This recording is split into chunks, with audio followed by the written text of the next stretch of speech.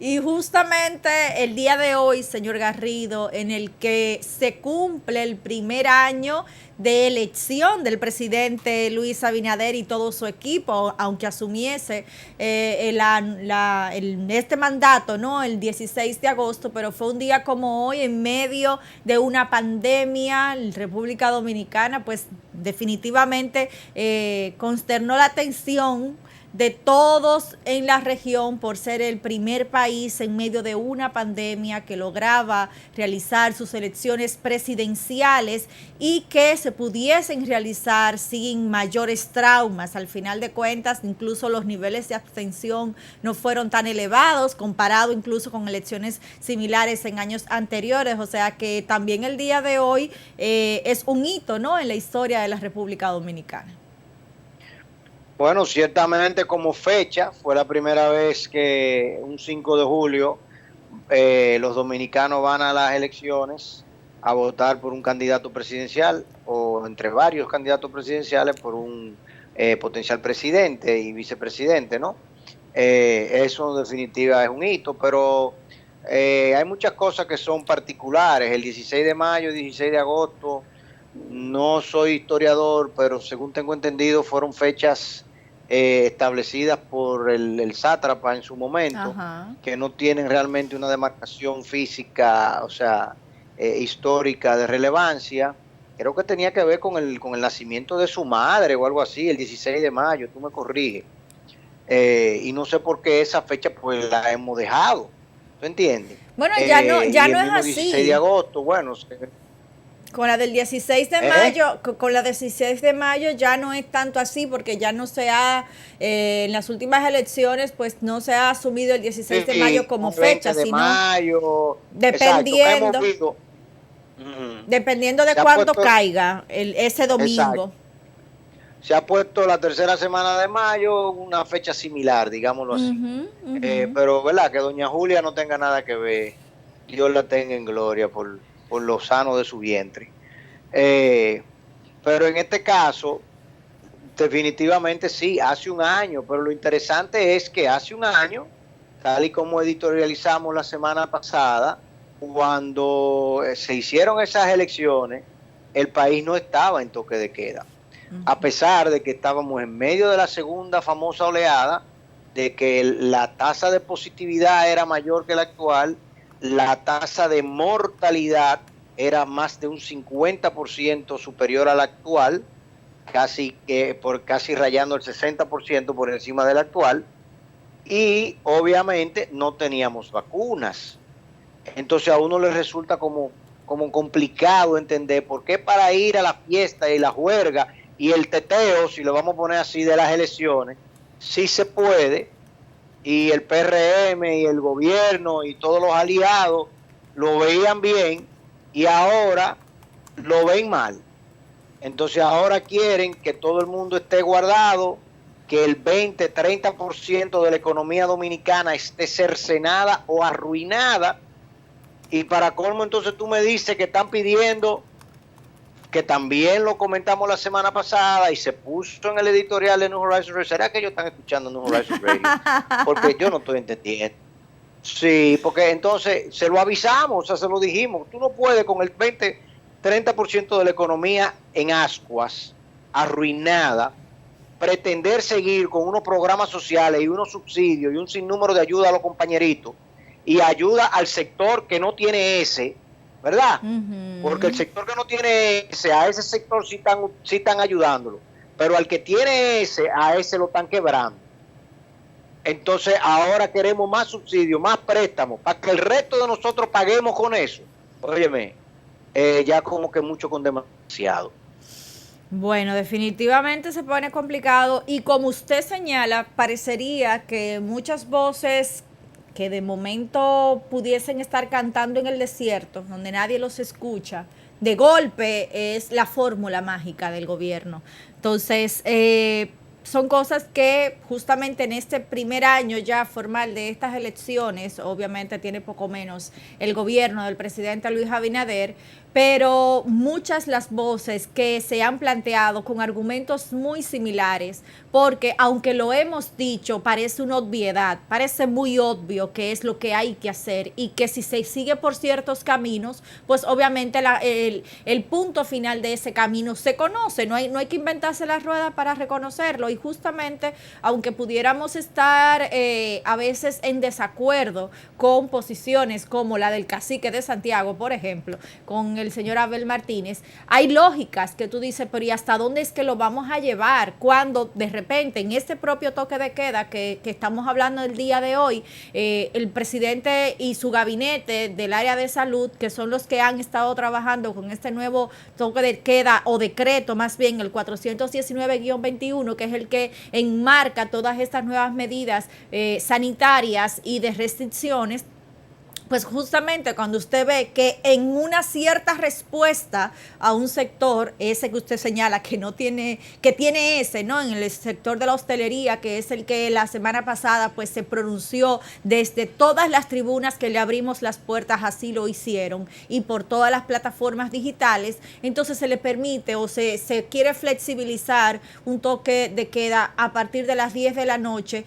Sin embargo, no se puede vender alcohol entre 6 y 10 tampoco. O sea que la génesis de un bar, de un restaurante... Espérate, yo no vi eso la verdad, lo que leí, lo que me enviaron del toque de queda, porque ya yo estoy aburrido con eso, ya yo no lo leo mucho. Yo, bueno, díganme, ¿qué es lo que van a hacer? ¿Qué es lo que inventar esta semana? Sí, porque que en definitiva uno, dime tú, o sea... Es como cuando te hacen un cuento de niño, tú lo escuchas la primera vez y a la segunda tú más o menos sabes. Había una vez en un reino un príncipe querido que quería mucho a su pueblo y él se llamaba Luis Abinader y él estaba muy preocupado por la salud de su pueblo y en esa preocupación decidió trancarlos a todos y dejarlos trancaditos porque así estarían bien seguros y felices. Bueno, oye, es justamente eso, tú dices, es un poco una medida paliativa, si se quiere definir de alguna manera, calificar de alguna manera, pero que no resuelve las demandas, las exigencias de este sector económico que, bueno, si tú quieres escúchalos a todos los sectores por iguales, que son las demandas que ellos tienen. Y es justamente un poco en esa respuesta y la jactancia que tiene la sociedad misma que están convocando para este próximo 15 de julio, pues esta protesta en la Plaza de la Bandera a las 6 de la tarde justamente, porque también el presente toque de queda, el presente decreto no fija para el toque de queda para mediados de este mes de julio, pero una de las características particulares es que no lo cierra. Hasta el momento estuvimos viendo que estas medidas eran tomadas con un día de inicio y un día de conclusión.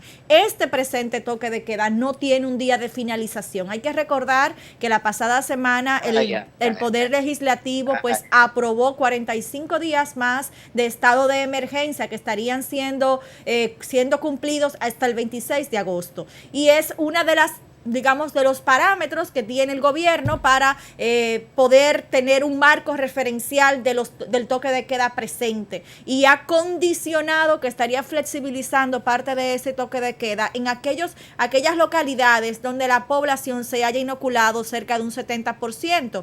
Pero es muy ambigua la pieza, es muy antojadiza si se quiere, porque se puede tomar a conveniencia. Entonces, hablábamos incluso cuando conversábamos con el abogado Cristóbal Rodríguez de cuáles eran los riesgos. No es la positividad, ya el problema no es la positividad de un 5%. Ahora es que estén inoculados en un 70%. Sí, y yo no sé si usted recuerda. Un 70%. Que estén inoculados en un 70% con dos dosis o con tres. Con dos dosis. Y justamente hay pocas provincias, bueno, de momento con las 2 dosis, que es lo que el plan que se está llevando ahora, y solo algunas provincias como la Altagracia, el Gran Santo Domingo, a la Altagracia le falta un poquito, como cerca de un 2% para alcanzar ese 70% requerido. y, y el Gran Santo Domingo está cerca del 60%. Pero Santiago, por ejemplo, que tiene ha estado controlando bastante bien la positividad, pues hay una protesta, ¿verdad? Que incluso vemos como el propio alcalde pues sale al frente porque ellos no estaban en el toque de queda, digamos, rígido que teníamos en Santo Domingo, y hasta se bromea, ¿no? De que por estarse burlando de los capitaleños, pues ahí también lo entraron en el mismo paquete. Pero lo que quería señalar era que justamente lo conversábamos con el abogado constitucionalista Cristóbal Rodríguez sobre los riesgos de mantener un estado de emergencia y todo lo que conlleva de manera imperecedera. Y ya vemos aquí, y es cuando yo quisiera entonces llamar la atención de cómo la ciudadanía tiene que responder a esa vigilancia que se espera, porque si dejamos un toque de queda abierto, un periodo de emergencia permanente, pues entonces, ¿dónde están las libertades constitucionales que le asiste al dominicano? Entonces, deberíamos nosotros, sí, es válido y libre y tiene el derecho todo el mundo de ir a protestar a la Plaza de la Bandera, pero más que protestar también un empoderamiento ciudadano, porque ya está como que bueno.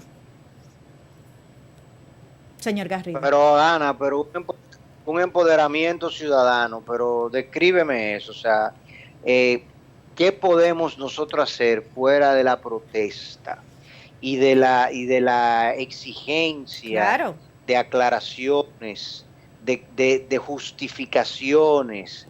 ¿Entiendes? Lamentablemente el accionar político depende fundamentalmente de que los poderes del Estado estén en una contrapeso de equilibrio. Es una balanza tripartita donde se supone que cada una de esas piezas se contrabalancea frente a la otra y genera entonces un estadio de equilibrio, que si bien es cierto que es lo que se llama, lo que nosotros llamamos en economía un equilibrio estático comparativo, o sea, de momento, no permanente, ¿no? Porque las cosas fluyen.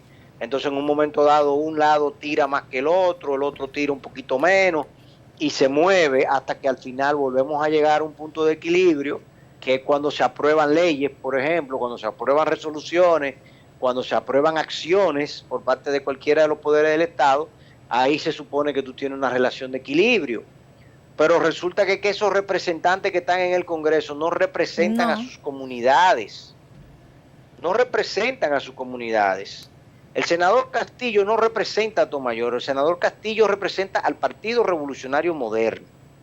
La señora, esta señora Fadul de Santo Domingo, del Distrito Nacional, ella no representa a los ciudadanos del Distrito Nacional, ella representa al Partido Revolucionario Moderno.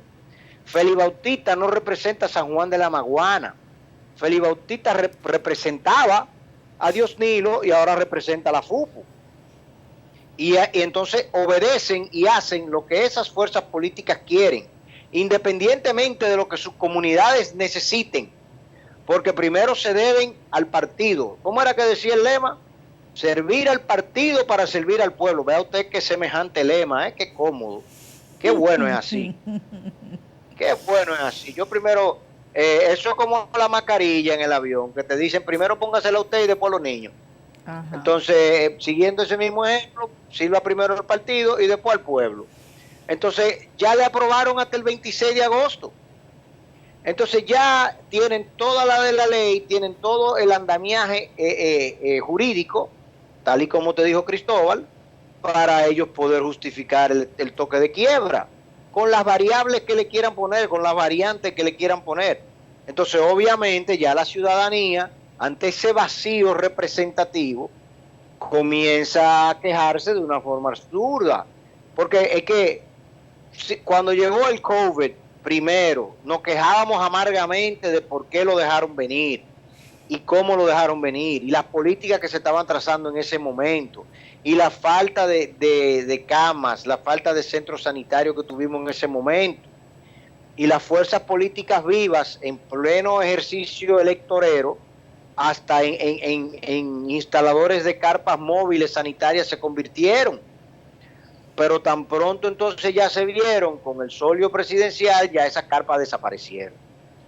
Y ahora no vemos con que también desapareció el contrapeso que le hacían al partido y al gobierno anterior con relación a que hubiese un equilibrio entre el bienestar económico y la cautela sanitaria.